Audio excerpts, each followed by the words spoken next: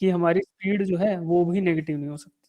Speed equals to distance time है, तो क्योंकि टाइम नेगेटिव नहीं हो सकता और डिस्टेंस भी नेगेटिव नहीं हो सकता, इसलिए हमारी स्पीड की वैल्यू है वो नेगेटिव नहीं हो सकती। जैसा मैंने आपको बताया था, डिस्टेंस पढ़ा रहा था तब, कि -2 मीटर आप लोग नहीं चल सकते। मैं अगर आपको बोलूं कि बेटा -2 मीटर्स चलो, तो you can not walk -2 meter. आप जो भी डिस्टेंस कवर करोगे that will always be a positive quantity. Similarly देखो, अगर हम वेलोसिटी के लिए देखें, velocity is defined as the displacement of a body in a given interval of time. एक गिवन इंटरवल ऑफ टाइम में कोई एक गिवन इंटरवल ऑफ टाइम में एक ऑब्जेक्ट है, वो कितना डिस्प्लेस कर गया, उसको बोलेंगे वेलोसिटी। डिस्प्लेसमेंट पर unit time is called as velocity. अगर फॉर्मूला लिखें तो velocity is given by displacement divided by time, यानी कि डिस्प्लेसमेंट पर यूनिट टाइम। अब यहाँ पे डिस्प्लेसमेंट एक वेक्टर क्वांटिटी है। Displacement is a vector quantity, that's why velocity is going to be a vector quantity. तो इस हिसाब से क्या हुआ, velocity is a vector quantity. Displacement vector quantity क्यों है, क्योंकि displacement is a vector that is pointing from initial point I to final point F. ऐसा वेक्टर जो इनिशियल पॉइंट से फाइनल पॉइंट की तरफ पॉइंट करे, और इसी वेक्टर की जो लंबाई होगी that will represent the magnitude of displacement. तो this is displacement vector, generally S से रिप्रेजेंट करते हैं, कभी कभी एक्स से भी रिप्रेजेंट कर देते हैं, ठीक है। 1D में जब हम बात करेंगे तो एस की जगह एक्स भी लिख देते हैं कई जगह, ये भी ध्यान रखना। अब बात करते हैं कि ये वेक्टर क्वांटिटी क्यों हुई, क्योंकि डिस्प्लेसमेंट एक वेक्टर क्वांटिटी था, इसीलिए वेलोसिटी भी एक वेक्टर क्वांटिटी हो गई। Velocity of a body can be positive, negative और जीरो। डिफरेंस क्या है, देखो, स्पीड केवल पॉजिटिव और जीरो था, वेलोसिटी पॉजिटिव जीरो भी है और नेगेटिव वैल्यूज भी हो सकती है वेलोसिटी की। कब होगी, टाइम तो नेगेटिव हो नहीं सकता, तो जब डिस्प्लेसमेंट की वैल्यू नेगेटिव होगी उसी समय वेलोसिटी की वैल्यू भी नेगेटिव होने वाली है। अब डिस्प्लेसमेंट नेगेटिव का मतलब क्या हुआ, देखो, एक पॉइंट आई था इनिशियल पॉइंट, एक पॉइंट एफ था फाइनल पॉइंट। इन दोनों के बीच में अगर मैं एक वेक्टर ड्रॉ कर देता हूँ ये, तो क्या इस ब्लू कलर के वेक्टर को मैं बोल दूं कि एक डिस्प्लेसमेंट वेक्टर है जो कि शो कर रहा है displacement of point F with respect to point I, यानी एफ पॉइंट का क्या डिस्प्लेसमेंट है with respect to initial point, वो ये रिप्रेजेंट करेगा ब्लू कलर का वेक्टर, ठीक है। अब इसके जस्ट विपरीत एक और, यानी इसके जस्ट अपोजिट डायरेक्शन में एक ये ऑरेंज कलर का वेक्टर मैं ड्रॉ कर देता हूं, that is representing displacement of an object from point F two I. F से चलकर आई की तरफ आ रहा है, तो क्या मैं इसको -s लिख सकता हूँ, क्योंकि इनका मैग्नीट्यूड, यानी मैग्नीट्यूड का रिप्रेजेंटेशन कैसे होता है, by the length of a vector. तो इन दोनों की लेंथ जो है, ये वाली, ये जो लेंथ है ये तो दोनों की बराबर है, ये लेंथ जो दोनों वेक्टर्स की बराबर है, बट एक का डायरेक्शन राइट साइड में है और दूसरा लेफ्ट साइड में है। तो अगर मैं इस वाले को पॉजिटिव मान रहा हूँ, this direction is considered as positive, तो उसके अपोजिट डायरेक्शन नेगेटिव होने वाली है। तो जो वेक्टर पॉजिटिव डायरेक्शन में पॉइंट करे उसको मैं बोल दूंगा कि पॉजिटिव डिस्प्लेसमेंट है, जो नेगेटिव में पॉइंट करे, जिसका हेड नेगेटिव डायरेक्शन की तरफ है, वो माइनस है। मैग्नीट्यूड सेम है इसलिए -s। तो ऐसे ही वेक्टर हमने पढ़े थे ना कि opposite vectors which have angle either 180 degree या फिर पाई रेडियन जिनका एंगल होगा, यानी वो एक दूसरे के विपरीत दिशा में पॉइंट कर रहे होंगे, they are acting in opposite direction to each other. अगर उनकी लेंथ भी बराबर है तो बोल देंगे कि they are equal but opposite vectors. Equal नहीं, opposite vector, they have equal magnitude but they are opposite. तो जब हमारा डिस्प्लेसमेंट नेगेटिव डायरेक्शन में काम कर रहा हो, यानी जो डायरेक्शन हमने पॉजिटिव अज्यूम करी है उससे विपरीत दिशा में अगर डिस्प्लेसमेंट हो रहा है, यानी कि बैकवर्ड डायरेक्शन में अगर डिस्प्लेसमेंट हो रहा है, तो in that case displacement is considered as negative value. जब डिस्प्लेसमेंट की वैल्यू नेगेटिव होगी उसी समय हमारा वेलोसिटी की वैल्यू भी नेगेटिव होगी, ठीक है। तो ये डिफरेंस था दोनों में। फिर से एक बार रिवाइज कराता हूँ कि speed is a scalar quantity, it is rate of change of distance with respect to time, या फिर बोलें कि it is the distance travelled by an object in a given interval of time. क्या, speed. Speed is a scalar quantity, क्यों, क्योंकि distance भी scalar है और टाइम भी स्केलर है। Speed of a body can be positive और zero, ये सिर्फ पॉजिटिव हो सकती है या फिर जीरो हो सकती है। इसके अपोजिट दूसरी वैल्यू है velocity. Velocity is a displacement पर यूनिट टाइम, यानी कि it is the displacement of an object in a given interval of time, ठीक। It is a vector quantity, क्यों, क्योंकि यहाँ पे डिस्प्लेसमेंट जो है वो वेक्टर क्वांटिटी है। Velocity of a body can be positive, negative और जीरो। पॉजिटिव हो सकता है, नेगेटिव हो सकता है या जीरो हो सकता है। पॉजिटिव तब होगा तब डिस्प्लेसमेंट की वैल्यू पॉजिटिव होगी, नेगेटिव तब होगा जब डिस्प्लेसमेंट की नेगेटिव डायरेक्शन होगी या फिर बैकवर्ड डायरेक्शन में काम कर रहा होगा डिस्प्लेसमेंट, और जीरो तब होगा जब ऑब्जेक्ट हमारा रेस्ट पे है। सिमिलरली यहाँ पे भी जीरो तब होगा स्पीड जब ऑब्जेक्ट रेस्ट पे है। तो अब हमें ये सब चीज समझ आई। अब मैं आपसे कुछ क्वेश्चंस पूछूंगा, अदरवाइज आपके डाउट है तो पहले पूछ लो, पहले डाउट्स पूछ लो फिर मैं क्वेश्चंस पूछूंगा। डाउट नहीं है किसी को भी? चलो, तो हम मैं पूछता हूँ आपसे क्वेश्चंस। अभी आते हैं हम,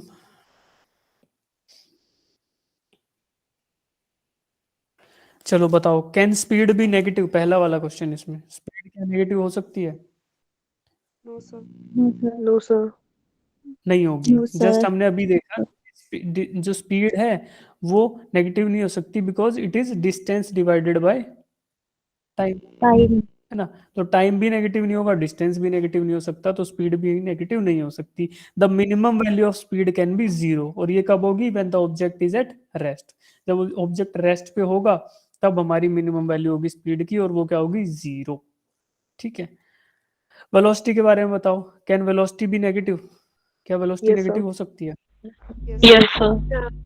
वेलोसिटी नेगेटिव तब होने वाली है when the displacement value is negative, या फिर when the object is moving in the backward direction, यानी कि उसका डिस्प्लेसमेंट हमारी पॉजिटिव अज्यूम्ड डायरेक्शन है उससे अपोजिट डायरेक्शन में हो रहा है।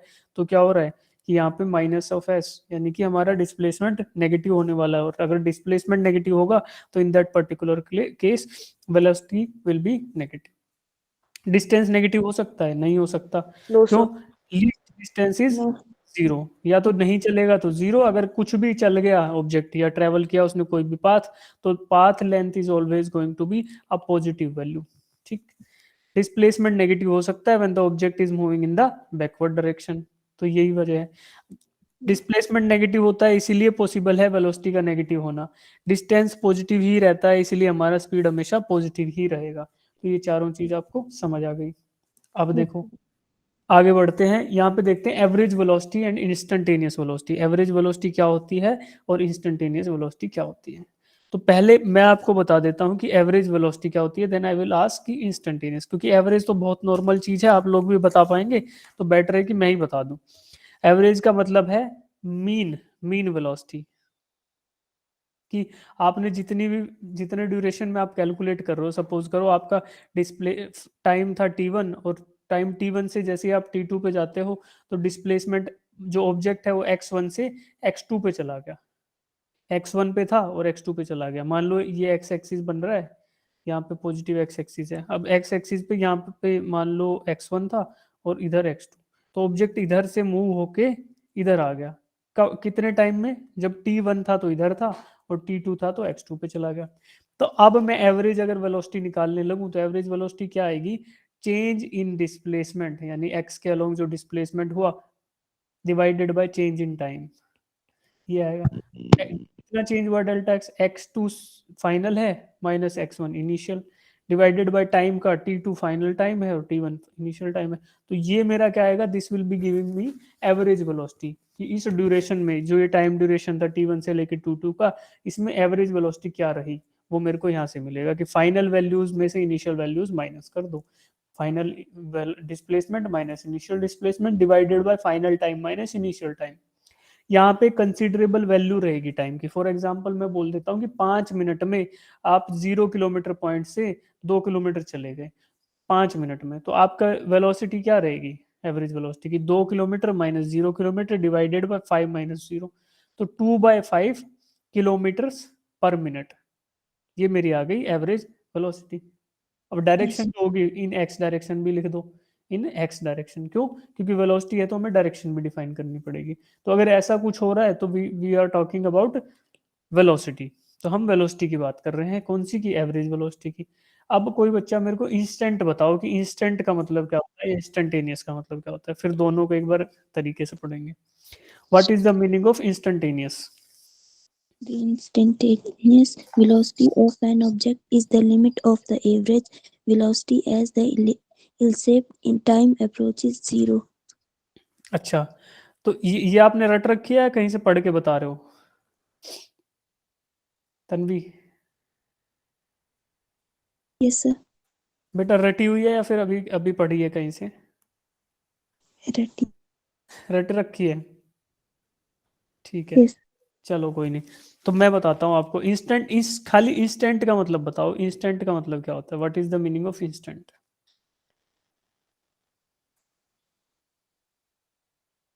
इंस्टेंट का मतलब होता है very small interval of time, एक छोटा सा इंटरवल ऑफ टाइम है, उसी को मैं बोलता हूँ इंस्टेंट। यानी एक क्षण, जैसे बोलते हैं ना क्षण भर में सब चीजें बदल जाती हैं, तो इंस्टेंट का मतलब होता है कि very small interval of time, यानी कि बोल दें कि डी एक्स ना डी टी, छोटा सा time D T, some differential change in time, इसको मैं बोलता हूँ इंस्टेंट। चलो अब एक बार तरीके से देखते हैं जो डेफिनेशन है, फिर समझ आ जाएगा सबको। चलो first we will look at, यार ये फिंगर से क्यों टच कैलकुलेट करता है?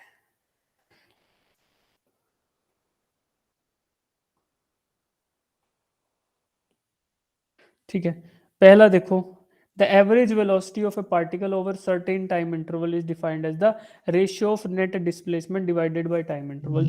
जो नेट डिस्प्लेसमेंट हुआ, यानी कि फाइनल पॉइंट का position vector minus initial point का पोजीशन वेक्टर, और डिवाइड कर दो final time minus initial time. तो ये कुछ वैसा ही है कि x2 minus x1 divided by t2 minus t1। तो ये तो था मेरा एवरेज वेलोसिटी, कि मैं फाइनल और इनिशियल पॉइंट के ऊपर कंसर्न हूँ बस। अब वो टाइम इंटरवल कितना भी हो सकता है, 1 घंटा भी हो सकता है, 5 मिनट भी हो सकता है, 1 सेकंड भी हो सकता है, ये मेरी चॉइस है।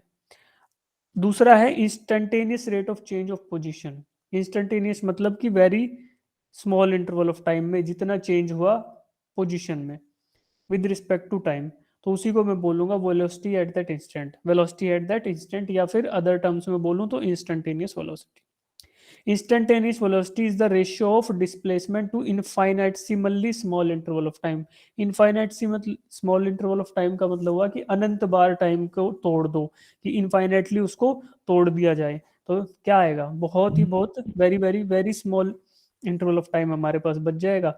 वो चाहे नैनो सेकंड हो, पिको जो भी हो, वो हम ये नहीं डिफाइन करेंगे कि कितना छोटा है, but it has to be very small interval of time. तो उसी को मैं बोलता हूँ क्या? डेल्टा टी, या फिर डी टी। दूसरे मोर एक्यूरेट टर्म्स में बोलूँ कि सम डिफरेंशियल चेंज इन टाइम, ये डी टी। अब इसको अगर मैं मैथमेटिकली लिखने लगूं तो देखो बेटा, वेलोसिटी का फॉर्मूला था कि displacement vector divided by time interval delta T. ऊपर डिस्प्लेसमेंट वेक्टर में चेंज निकाला यानी कि डेल्टा एस, और नीचे किया टाइम। अब अगर ये टाइम इंटरवल काफी छोटा है तो मैं इसको लिख सकता हूँ लिमिट, लिमिट मतलब कि लगभग डेल्टा टी किसके बराबर है? 0 के बराबर। और ऐसे केस में delta S by delta T जो रहेगा that will give me instantaneous velocity. Instantaneous velocity कहाँ से मिलेगी? When you will be taking limit of delta T equals to 0। Delta T tends to 0 का मतलब है कि डेल्टा टी होगा, जो डिफरेंस इन टाइम होगा, that is very very very close to 0। It is not exactly 0, but 0 के बहुत ही पास है। तो ऐसा मेरे पास टाइम इंटरवल, अगर इतना छोटा टाइम इंटरवल मैं ले रहा हूँ, उस टाइम इंटरवल में जो भी चेंज आएगा किसमें, किसमें चेंज आएगा बेटा? डिस्प्लेसमेंट में। उस डिस्प्लेसमेंट को इस टाइम इंटरवल से डिवाइड कर दूं तो मेरा आ गया वेलोसिटी। या फिर छोटे से छोटे interval of time delta T tends to 0 में जो rate of change of displacement रहेगा उसी को मैं बोलूंगा इंस्टेंटेनियस वेलोसिटी। और इसी लिमिट को हम लिखते हैं D S by D T, D S by D T. यानी क्या हुआ? This is differentiation of displacement with respect to time. मैंने डिस्प्लेसमेंट वेक्टर को डिफरेंशिएट कर दिया विद रिस्पेक्ट टू टाइम, तो मेरे को क्या मिला? Instantaneous velocity. तो इंस्टेंटेनियस वेलोसिटी अगर मुझे निकालनी है तो मैं क्या कर सकता हूँ? डिस्प्लेसमेंट वेक्टर को टाइम के साथ डिफरेंशिएट कर सकता हूँ, ठीक है। Yes, displacement sir. वेक्टर को टाइम के साथ डिफरेंशिएट कर देंगे तो मुझे मिलेगी इंस्टेंटेनियस वेलोसिटी। अब देखो, ये डिफरेंशिएशन है जो, क्या यही है स्लोप? स्लोप जब हमने पढ़ा था m equals to ten theta, m equals to ten theta पढ़ा था, वो क्या था बेटा? Delta x by delta T, मतलब एक एक्सिस के रिस्पेक्ट में दूसरे का चेंज, ठीक है। तो यही था स्लोप। इसी को मैं बोल रहा था x2 minus x1 divided by t2 minus t1। तो अगर ये t1 t2 माइनस t1 की वैल्यू लगभग 0 हो जाए, इट विल टेंड्स टू 0, तो उस केस में जो भी स्लोप रहेगा टेंजेंट थीटा वही मेरा होगा इंस्टेंटेनियस वेलोसिटी के बराबर, और उसी को मैं बोल रहा हूँ डिफरेंशिएशन। तो ये सारी की सारी चीजें एक ही चीज को पॉइंट कर रही है। बस आपको जो याद रखना है वो ये याद रखोगे, एक तो कि change in velocity with respect to time, sorry change in displacement with respect to time ds by dt, एक तो ये याद रख लो। और दूसरा याद रखोगे क्या, कि limit delta T tends to zero, उस केस में डिस्प्लेसमेंट वेक्टर का जो रेट ऑफ चेंज है विद रिस्पेक्ट टू टाइम वही मेरा इंस्टेंटेनियस है। अगर एवरेज की बात करें तो एवरेज में we are concern about only initial and final point, initial और फाइनल के ऊपर हम कंसर्न है एवरेज में, अदरवाइज हम लोग लेते हैं एट पर्टिकुलर इंस्टेंट। इंस्टेंट का मतलब कि delta T tends to zero, ये लगभग जीरो के बराबर होगा, और यही मेरा है ds बाई dt। तो ये चीजें याद रख लो बस। अब इसमें किसी को डाउट है तो बताओ।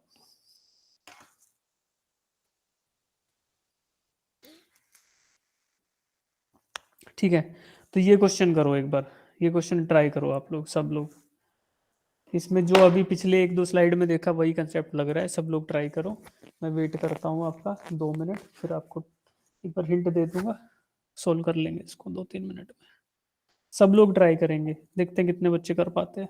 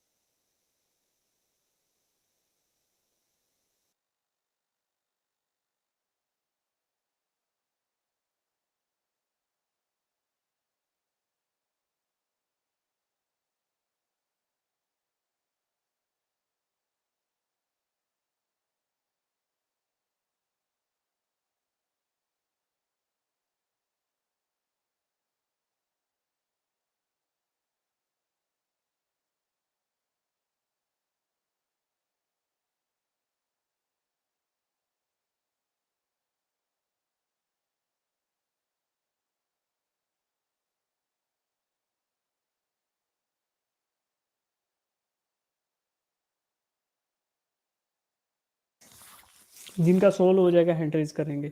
चलो एक हिंट दे देता हूँ आपको। A body moves in straight line with velocity v1 for 1/3 of the time. अगर मैं टोटल टाइम ले लेता हूँ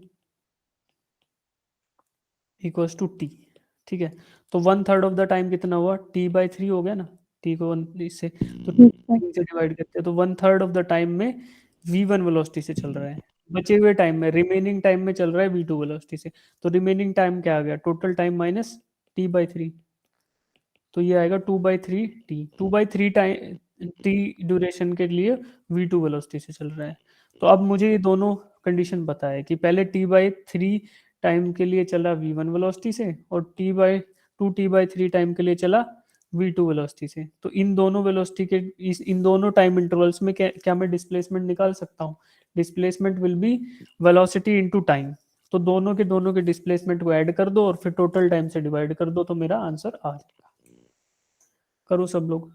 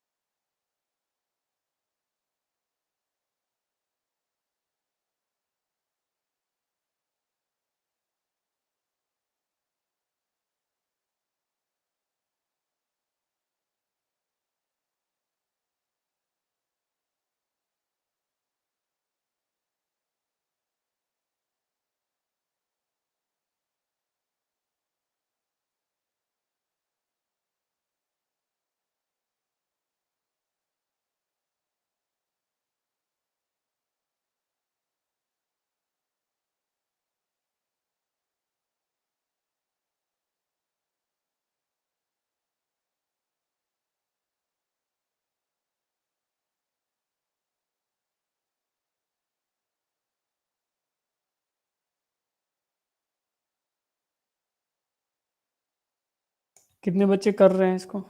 अभी भी कर रहे हैं? ठीक है।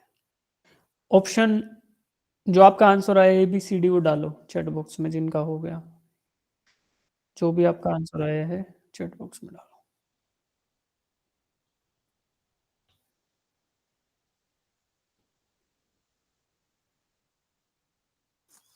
ठीक है, शाबाश शाबाश शाबाश। ऑप्शन ए जिनका भी आया है सही आंसर है ऑप्शन बी। ठीक है, तो अब देखो, जहां भी थे आप लोग रुक जाओ, जो भी बच्चे कर रहे थे अभी यहाँ देखो बस ध्यान से। हमें दिया हुआ है क्या, a body moves in a straight line with velocity v1 for 1/3 of the time. एक तिहाई समय के लिए v1 वेलोसिटी से मूव कर रही है, right. Then for remaining time, जो बच गया समय, जो समय बच गया उसके उसमें v2 वेलोसिटी से मूव कर रही है। ठीक है बेटा, अब मुझे एवरेज वेलोसिटी निकालनी है for time interval, total time में जो थी। अगर मैं टोटल टाइम को टी एज्यूम कर लेता हूँ, टी एज्यूम कर लो, या कुछ बच्चे 1 भी एज्यूम करते हैं कि टी नहीं एज्यूम करूंगा सर, मैं 1 सेकेंड एज्यूम करूंगा, दोनों ही वैलिड चीजें हैं, बट फॉर द सिंप्लिसिटी अभी टी एज्यूम कर लेते हैं। ठीक है, तो अब जो टाइम टी है, जो टाइम टी आपको नजर आ रहा है, जो मैंने जूम किया है, इसमें देखो कि टी 1/3 ऑफ द टाइम, तो 1/3 ऑफ द टाइम क्या हो गया बेटा, t/3। तो जो t/3 टाइम है, इसमें वेलोसिटी आई v1, v1 वेलोसिटी से मूव कर रहा है। ठीक है, ये क्वेश्चन में क्यों है। बाकी रिमेनिंग टाइम में v2 से, तो रिमेनिंग टाइम क्या आएगा, total time minus t/3, t/3 तो ये था, तो इसको मैं माइनस कर दूंगा तो 2/3, 2/3 ऑफ टी। अब 2/3 ऑफ द टी जो टाइम है, इस टाइम ड्यूरेशन में वेलोसिटी क्या है, v2, ये भी मुझे क्वेश्चन में गिवन है। अब मैं फॉर्मूला देखो दिखाता हूं आपको वेलोसिटी का। वेलोसिटी क्या था, velocity was displacement upon time. तो इस हिसाब से देखो, अगर मैं डिस्प्लेसमेंट निकालना चाहूं तो डिस्प्लेसमेंट क्या आएगा, displacement will be velocity into time. तो पहले वाला केस जो है, ये वाला t/3, इसके लिए अगर मैं डिस्प्लेसमेंट निकालूं तो मेरा क्या आएगा, मान लो मैं इसको S1 बोल देता हूँ, displacement in the first interval of time, तो बोलते हैं इसको S1, और ये आएगा वेलोसिटी इनटू टाइम, तो वेलोसिटी v1 है और टाइम है t/3, तो v1t/3 ये मेरा आ गया डिस्प्लेसमेंट पहले वाले केस के लिए। दूसरे वाले के लिए अगर S2 बोल दूं इसको डिस्प्लेसमेंट को, तो वो क्या आएगा, v2 मेरी वेलोसिटी है इंटू 2/3t, तो 2/3 v2t, ये मेरा आ गया सेकंड का डिस्प्लेसमेंट। टोटल डिस्प्लेसमेंट आएगा क्या, टोटल डिस्प्लेसमेंट आएगा S1 प्लस S2, वो होगा किसके बराबर, v1t/3 प्लस 2/3 v2t के बराबर। अब मुझे पता है कि वेलोसिटी क्या होता है, डिस्प्लेसमेंट अपॉन टाइम, यानी कि अगर मैं एवरेज वेलोसिटी निकालूं तो वो होगा total displacement upon total time. ठीक है बेटा, अब टोटल डिस्प्लेसमेंट मैंने ये निकाल लिया है।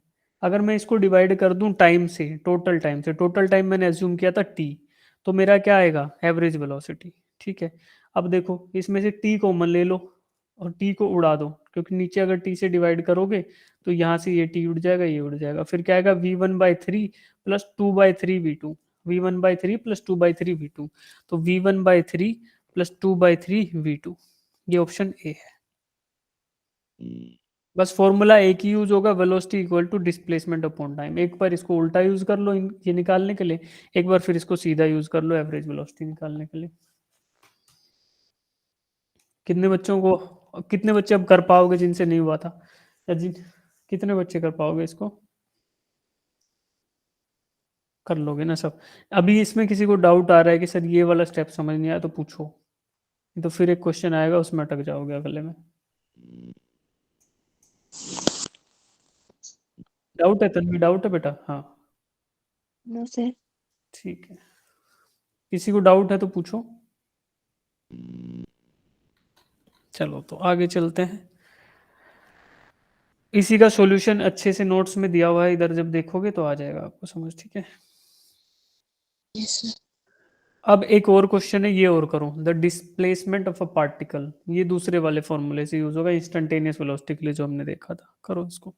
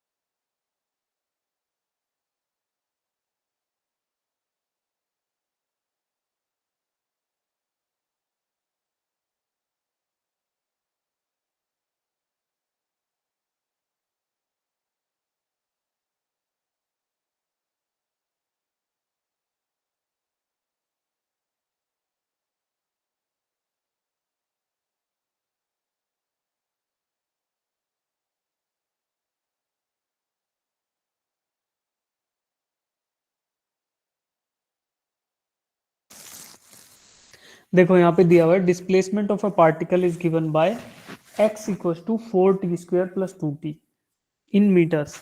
मीटर्स में डिस्प्लेसमेंट क्या दिया है, x equals to 4t² plus 2t। अब याद करो मैंने बताया था कि s बोलते हैं डिस्प्लेसमेंट को, और लेकिन 1D में कई बार x से भी रिप्रेजेंट कर देते हैं, तो वो कोई इशू नहीं है।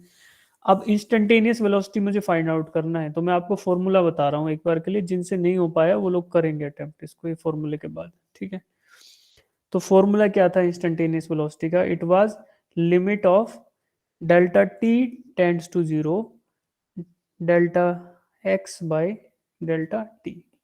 Delta S by delta T बोल दो, या एक्स दिया है तो delta X by delta T, और यही क्या था D X by D T के बराबर, यानी कि differentiation of displacement with respect to time, यही था मेरा वेलोसिटी।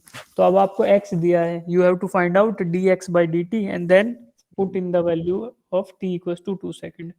टी को 2 सेकेंड के बराबर पुट कर दो, फिर आपका आंसर आ जाएगा। 1 मिनट और दे रहा हूँ, ट्राई करो जो बच्चे नहीं कर पाए।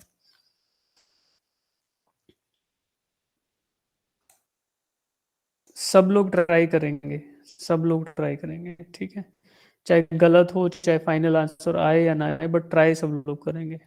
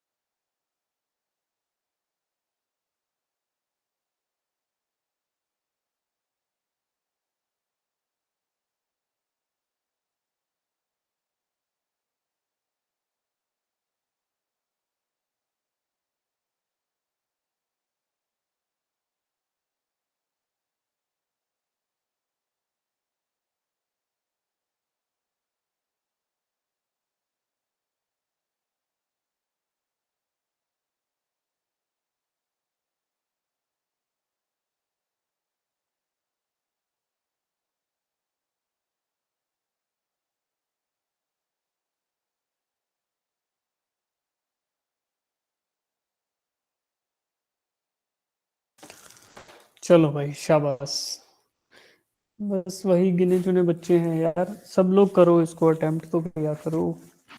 अच्छा, कितने बच्चों ने जेन्युइनली अटेम्प्ट किया बट आंसर नहीं निकल पाया, हैंड रेज करो एक बार, जो लोग अभी अटेम्प्ट कर रहे थे बट आंसर नहीं निकला फॉर सम रीजन।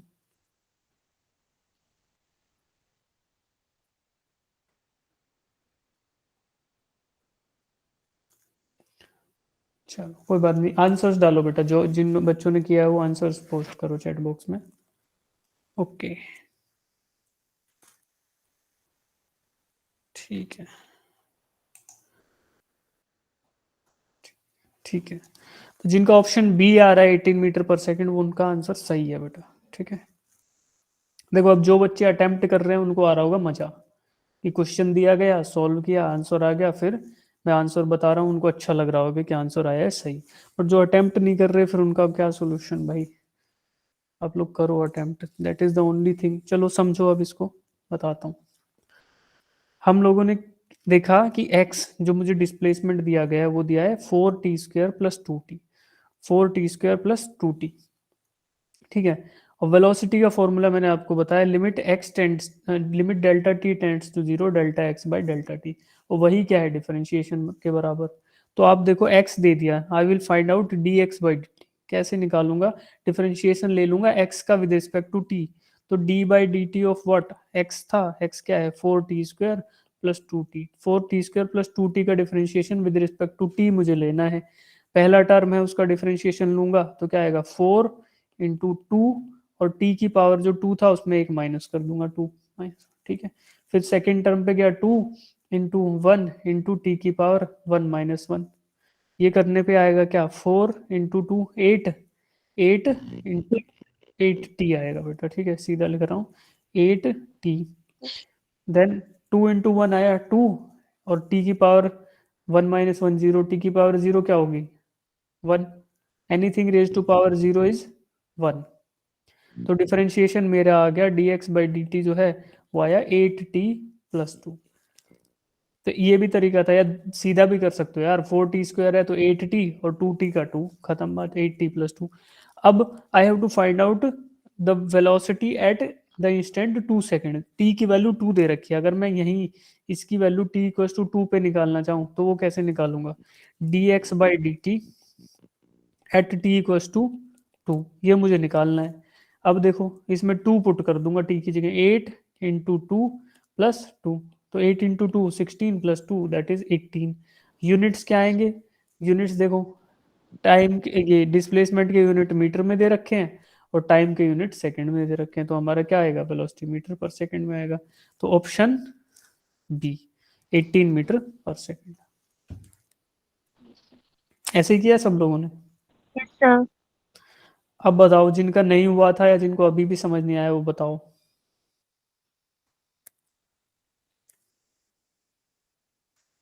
हो जाएगा, चलो भाई, इसी का दिया हुआ है एक्सप्लेनेशन इसके पीछे, तो वो आपको नोट्स में मिल जाएगा। अब जैसे हमने देखा एवरेज वेलोसिटी और इंस्टेंटेनियस वेलोसिटी, ठीक उसी तरीके से क्या है एवरेज स्पीड और इंस्टेंटेनियस स्पीड।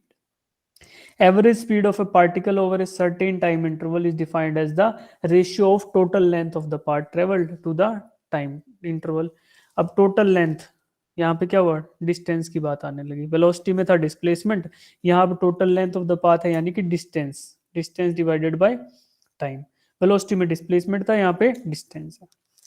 अब एवरेज की बात कर रहे हैं तो we are interested only in the initial and the final position. तो देखो total distance covered by total time taken, ये क्या हो गया एवरेज स्पीड। इससे अगली बात करें कि instantaneous speed is the ratio of distance covered in infinitesimally small interval of time. जब टाइम ऑफ इंटरवल वो इनफाइनाइटली स्मॉल होगा, उस समय जितना डिस्टेंस कवर्ड होगा उस इंटरवल में, that is given by instantaneous speed.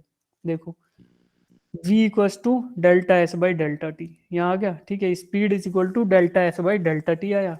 अब delta T tends to 0, in that case delta S by delta T क्या डिफाइन करेगा स्पीड को, और speed is equal to delta D S by D T. ये हुआ D S by D T. बस यहाँ एक छोटा सा डिफरेंस है जो आप नहीं देख पा रहे होंगे तो मैं दिखा देता हूँ, देख पा रहे हो तो बहुत अच्छी बात है। पहले जो फॉर्मूला था उसमें एक एरो हेड था इधर, ठीक है, यानी कि हम बात कर रहे थे डिस्प्लेसमेंट की, बट यहाँ पे जो है, यहाँ पे एरो हेड नहीं है, तो हम बात कर रहे हैं किसकी, डिस्टेंस की। यहाँ पे हम डिस्टेंस की बात कर रहे हैं, we are interested in distance. तो ये डेल्टा एस है चेंज इन डिस्टेंस, और यहाँ पे ये वी है, ये स्पीड को रिप्रेजेंट कर रहा है, ठीक है बेटा।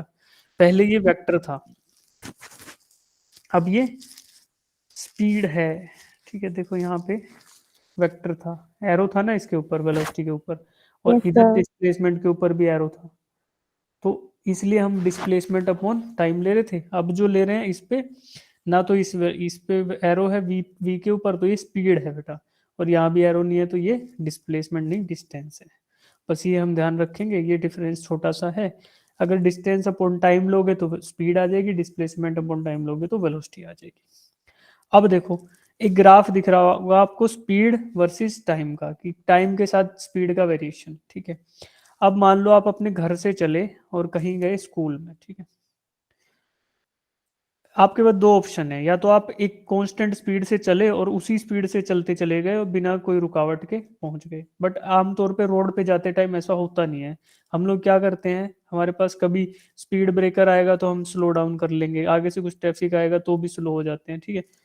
रुक गए कभी, फिर थोड़ा तेज हुए, बहुत तेजी से एक्सेलरेट किया, फिर मूव करते गए, फिर और थोड़ा स्पीड गेन की, फिर धीरे धीरे धीरे पहुंच गए और जीरो पे आ गए। तो ये हमारा जनरली ऐसा होता है, ठीक है। तो ये पूरे टाइम इंटरवल में घर से लेके स्कूल जब जा रहे हैं तो इन दोनों की जो दूरी है ना डिस्टेंस, वो तो हमारा फिक्स्ड है, क्योंकि चाहे आप उसको तेजी से ट्रेवल करो, धीरे धीरे ट्रेवल करो, रुक के ट्रेवल करो, कैसे भी जाओ, स्कूल और घर की दूरी सेम है, ठीक है। अब यहाँ ग्राफ में देखो, अगर आप एक एवरेज स्पीड यानी एक नॉर्मल एक फिक्स्ड स्पीड से जाते तो आप जो ट्रेवल करते वो ऐसा करते, ये जो येलो जो ब्लू में शेड कर रहा हूँ ना, ये आपका ट्रेवल रहता। अब मैं ब्लू शेड करके क्यों दिखा रहा हूँ आपको, I am trying to find out the area under the curve. जो ये वाइट, ये जो ब्लू कलर की लाइन है, ये आपकी ये जो ब्लू कलर की लाइन है ये एवरेज स्पीड की लाइन है। इस एवरेज स्पीड की लाइन के नीचे जो आपका एरिया होने वाला है, area under this straight line, वो क्या रिप्रेजेंट करेगा? Speed into time. Speed into time, speed into time क्या होता है? स्पीड इनटू टाइम डिस्टेंस के बराबर होगा ना, Yes, sir.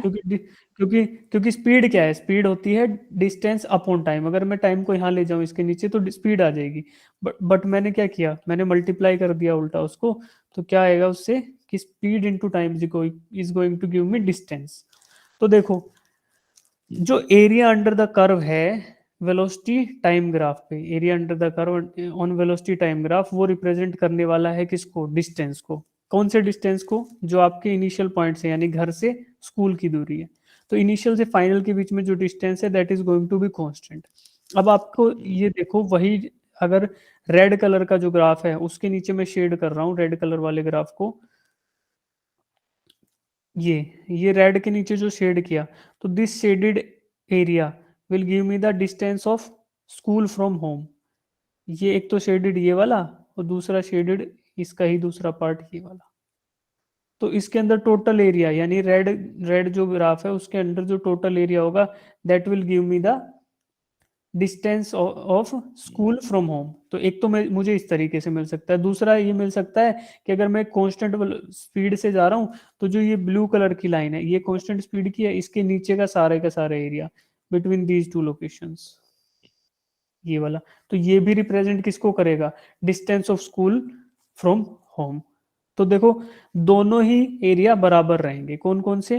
एक तो ये इससे इधर वाला ब्लू, और बाकी ये रेड, दोनों के नीचे का रेड। तो ये दोनों बराबर रहने वाले, क्योंकि ये दोनों डिफाइन कर रहे हैं डिस्टेंस को, distance of final position from initial. ठीक है, तो स्पीड टाइम के ऊपर, स्पीड और टाइम के ग्राफ के ऊपर जो एरिया शेडेड होगा that will represent us the distance. ठीक है, ये ध्यान रखो बस। अब इसी के बेसिस पे ये क्वेश्चन सब लोग अटेम्प्ट करो, ये फाइनल अटेम्प्ट करते हैं फिर चलते हैं। सब लोग ट्राई करो, फिर एक हिंट दूंगा, फिर हो जाएगा ये।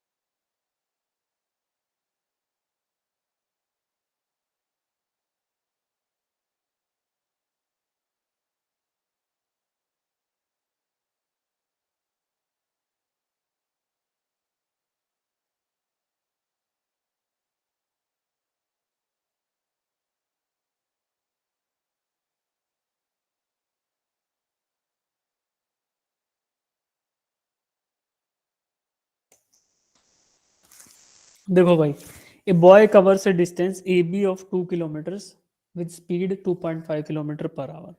ठीक है, while going from A to B, A से बी जब जा रहा है तो 2.5 किलोमीटर पर आवर की स्पीड से जा रहा है। फिर बी से ए जब वापस आ रहा है तो उसकी स्पीड है 0.5 किलोमीटर पर आवर। ठीक है, तो ए और बी दो पॉइंट हैं, उनके बीच में ये जो बॉय है वो मूव कर रहा है। पॉइंट ए है और पॉइंट बी है, इन दोनों की दूरी क्या है? गिवन है 2 किलोमीटर्स। इन दोनों के बीच की जो दूरी है दैट इज 2 किलोमीटर्स। अब while going from A to B, जैसे ये ए से बी की तरफ जा रहा है, जब ए से बी की तरफ गया तो इसकी स्पीड क्या है? 2.5 किलोमीटर्स पर आवर। और जब ये भाई साहब वापस आते हैं बी से ए की तरफ तो इनकी स्पीड है 0.5 किलोमीटर पर आवर। ठीक है, अब मुझे फाइंड आउट करनी है एवरेज स्पीड। तो निकालो ये एवरेज स्पीड कैसे निकलेगी।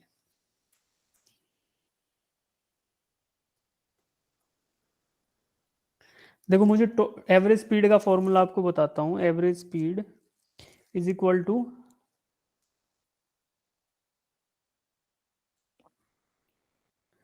Total distance upon total time. तो मुझे टोटल डिस्टेंस तो पता है। टोटल डिस्टेंस क्या होगा, 2 किलोमीटर जाने का और 2 किलोमीटर वापस आने का। तो टोटल डिस्टेंस तो मुझे पता है 2 + 2 किलोमीटर होगा। अब टोटल टाइम मुझे कैसे मिलेगा। पहले तो फॉरवर्ड जर्नी, यानी इधर क्या करना है, ए से बी तक जाने का टाइम, यानी T for A to B, then T for B to A, ये मुझे निकालना है। तो T for A to B क्या आएगा, ए से बी का समय, distance divided by speed. Distance को डिवाइड कर दो स्पीड से, तो दोनों ही मुझे दिए गए हैं। डिस्टेंस क्या है, 2 किलोमीटर है ए से बी का, और स्पीड कितनी थी जब ए से बी गया तो 2.5 किलोमीटर पर आवर थी, तो 2.5 से डिवाइड कर दूंगा। ये मेरा आएगा 4/5 आवर्स। क्यों, क्योंकि 2 किलोमीटर था, किलोमीटर से किलोमीटर कट गया और आवर बच गया बेटा। ठीक है, 4/5 आवर्स। और T of B to A, B से ए आने का समय, डिस्टेंस मुझे पता है 2 किलोमीटर है और स्पीड है 0.5, तो ये आएगा 4 आवर्स। इन दोनों को जोड़ दूं तो इधर और रख दूं, 2 + 2 4 लिख दिया इसको, और यहाँ पे टी ए बी क्या था, 4/5 प्लस 4, ये किया बेटा। नीचे एलसीएम लेके क्या करेंगे, नीचे 5 को कॉमन ले लेंगे, मेरा आएगा 4/4 + 20 / 5। ये 5 ऊपर चला जाएगा तो क्या आएगा, 4 × 5 / 24, that is going to be 20/24। और इसको सोल्व करोगे तो 0.8333 ऐसे कुछ आएगा। तो 0.83 हम अप्रोक्सीमेटली लिख सकते हैं, और यूनिट हमें पता है कि हमें किलोमीटर में डिस्टेंस दिया और स्पीड किलोमीटर पर आवर में दी है, तो हमारी एवरेज स्पीड भी किलोमीटर पर आवर में आने वाली है। तो ऑप्शन बी जिनका भी आया है उनका सही आंसर है शायद। कितने बच्चे कर पाए ऑप्शन बी तक, ठीक है।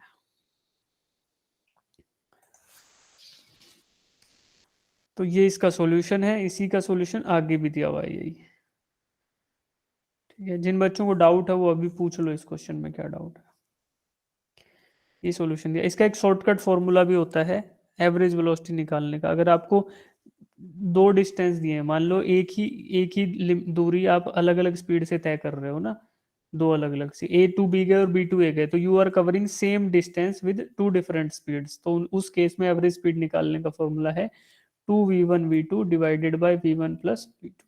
ठीक है, अब v1 क्या था 2.5, v2 क्या था 0.5, तो वैल्यूज पुट कर दो। v1 क्या है 2.5, v2 क्या है 0.5, और दोनों ऐड करोगे तो 2.5 प्लस 0.5, इसको करो बेटा तो क्या आएगा 2 × 2.5, तो 5 अभी 2 और 0.5 मिलके 1 हो गया, तो 2.5 आ गया। ठीक है, और नीचे आया 3.0।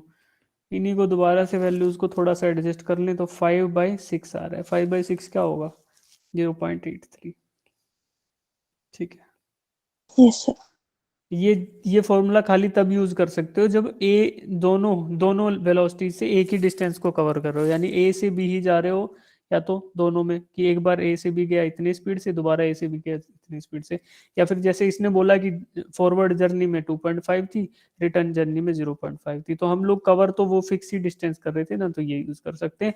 जो मेथड मैंने बताया ये वाला, ये आप कभी भी यूज कर सकते हो, क्योंकि ये बेसिक मेथड है। ये जो मर्जी कुछ भी कैसा भी क्वेश्चन आए तो हमेशा वैलिड रहेगा, कि पहले आप डिस्टेंस निकाल लो फिर कर लो उसको। ठीक है, बट अगर ऐसा दिया हो पर्टिकुलर सिचुएशन तो शॉर्टकट तरीके से कर सकते हैं। ठीक है, अभी डाउट है तो कोई बच्चा पूछ लो इसमें। चलो, अब देखो, बिफोर लीविंग एक दो क्वेश्चन पूछ लेता हूँ फिर चलेंगे। क्वेश्चन नंबर 1 बताओ, what is the correct formula for average velocity. Average velocity के लिए करेक्ट फॉर्मूला क्या है। ऑप्शन 1 कितने बच्चे को लगता है ठीक है। ऑप्शन 1 x/t, ऑप्शन 2 कितने बच्चों को लगता है ठीक है? v equals to dx by dt, dx by dt, change in displacement with respect to change in time. तो इसका ऑप्शन बी सही है, क्योंकि हम लोग चेंज के बारे में बात करते हैं ना, कि जितना डिस्प्लेसमेंट में चेंज आया, यानी कि मान लो x2 minus x1 divided by t2 minus t1, और यही हमें स्लोप दिखाता है जो टेंजेंट थीटा था। तो यही वो वैल्यू है, ठीक है। इसके अलावा इसका डिटेल्ड सॉल्यूशन अगले स्लाइड पे लिखा है, तो देख लेंगे आप लोग सब।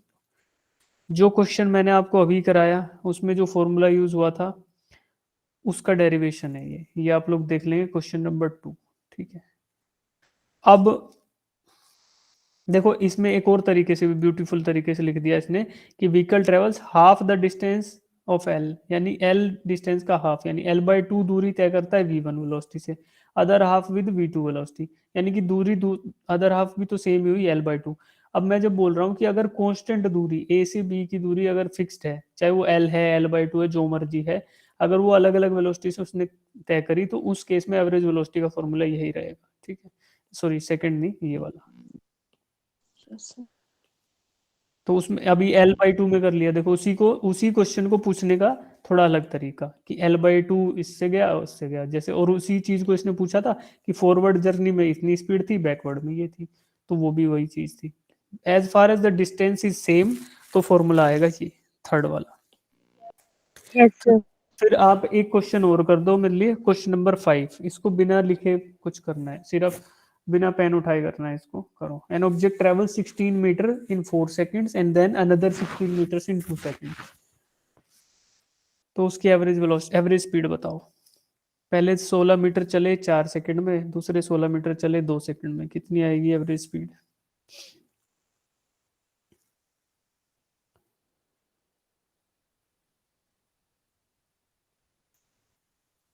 बता दो ऐसे ही, जिनका हो गया वो बताओ। Option 3, option 4। देखो भाई, 16 मीटर चला 4 सेकंड में, फिर 16 मीटर चला 2 सेकंड में, तो टोटल डिस्टेंस कवर्ड कितना हुआ? 16 plus 16 32, divided by total time 4 second plus 2 second 6 seconds, तो 32/6 आएगा। 32/6 इज गोइंग टू बी 5.33। तो ऑप्शन डी नहीं हुआ सही? Yes, sir. कितने बच्चे बोल रहे हैं ऑप्शन डी सही है? कितने बच्चे बोल रहे हैं ऑप्शन डी? ठीक है, और कितने बच्चे बोल रहे हैं ऑप्शन सी सही है?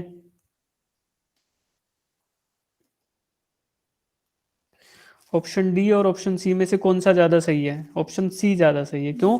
क्योंकि ऑप्शन सी में क्या है? यूनिट। यूनिट है। ऑप्शन सी के अंदर हम लोग यूनिट लिख रहे हैं। यूनिट लिखना जरूरी है, क्योंकि यहाँ पे देखो मीटर दिया है, सेकंड दिया है, तो हम सर्टेन है ना कि हमारा यूनिट क्या आएगा, 5.33 मीटर पर सेकंड। तो ऑप्शन 3 और 4 में से ऑप्शन 3 ज्यादा सही आंसर है। Yes, sir. कर लेंगे। अब आप लोगों के लिए बच गए 2 question, 3 question, second question, third question and fourth question. ये सब लोग अटेम्प्ट करेंगे घर पे, और अगर डाउट हुआ तो नेक्स्ट क्लास में पूछ लेंगे, ठीक है। Yes, sir. तो अभी किसी को डाउट है तो बताओ, अदरवाइज